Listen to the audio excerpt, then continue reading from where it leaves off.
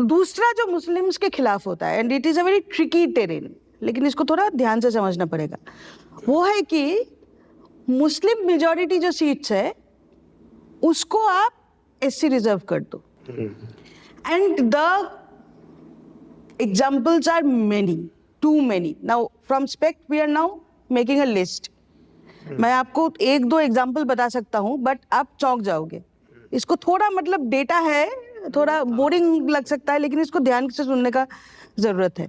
UP में एक parliamentary constituency Nagina, Chandrashekhar Azad अब जीत के आया है. 47% मुस्लिम है, ठीक है, 21% एससी है, but it is an SC reserved. No Muslim can ever even contest because Muslims don't come in the SC category. SC में बुद्धिस्ट होते हैं, सिख्स होते हैं, जैन्स होते हैं, लेकिन ये नहीं होते हैं. SC मुस्लिम नहीं होता है, SC क्रिश्चियंस नहीं होते हैं. तो कोई भी SC मान अगर कर दिया तो उससे Muslims are absolutely out to even contest. और कोई इसका मिनिमम पॉपुलेशन या मिनिमम रिप्रेजेंटेशन का कोई काउंट है एससी में कि अगर 20% लोग होंगे तो एससी आप कर सकते हैं? एग्जैक्टली, एससी के लिए वो नहीं है. So arbitrarily you can cut any constituency. पर जब हम ये सवाल उठाते हैं तब ये सवाल आ सकते हैं कि are you then against reservation?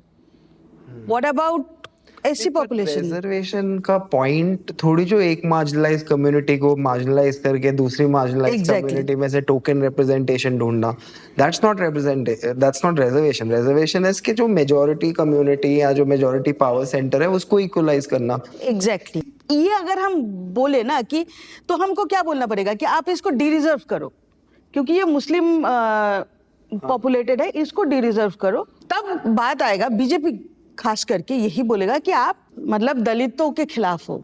दलितों को मुसलमानों से भिड़ाना या आदिवासियों को मुसलमानों को भिड़ाना, ये इसका साजिश ये है. हालांकि मैं ये नहीं बोल रहा हूँ कि बीजेपी ने अकेले ये सब डिलिमिटेशन किया है. ये कांग्रेस के टाइम से चल रहा है, 2009 से. This is the system doing it.